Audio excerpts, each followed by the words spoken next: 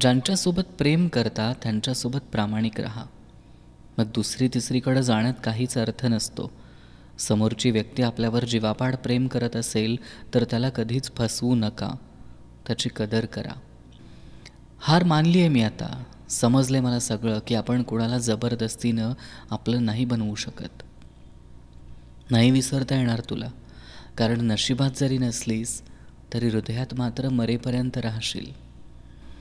प्रेम एकदाच करायचं, पण ते असं करायचं ना की त्या व्यक्तीला विसरता विसरता आयुष्य संपून गेलं पाहिजे. किती वाईट वाटतं ना आपली आवडती व्यक्ती आपल्या गैरहजेरीमध्ये अनोळख्या व्यक्तीसोबत बोलताना.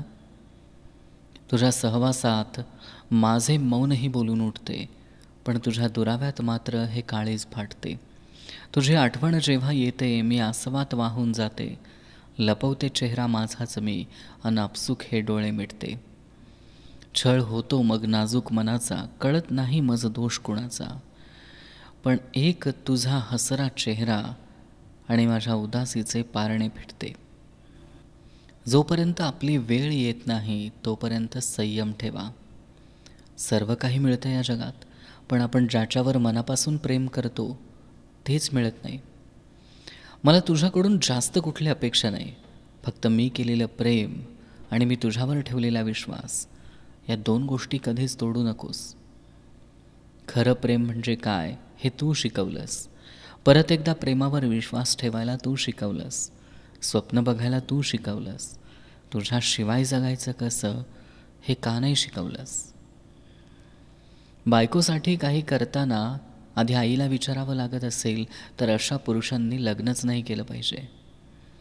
नवऱ्याकडून मिळणारी इज्जत आणि प्रेम हीच बायकोची सर्वात मोठी ताकद आणि तिच्या हसऱ्या चेहऱ्याचं कारण असतं. आपला स्वभाव असा आहे की एखाद्याला जीव लावला तर शेवटपर्यंत लावायचा, आणि कोणी मनातून उतरला तर त्याचं तोंड पण नाही बघायचं. आपल्याला आवडलेली व्यक्ती कधीच आपल्या नशिबात नसते.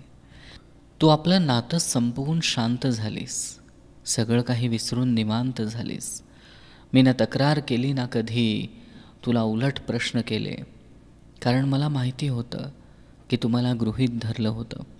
कदाचित तुझं हे कृत्य आधीच ठरलं होतं. प्रेमात घमंड कसला, तू म्हणशील तर तुझ्या पायावर डोकं ठेवायला तयार आहे मी. फक्त तुझा होकार हवा आहे.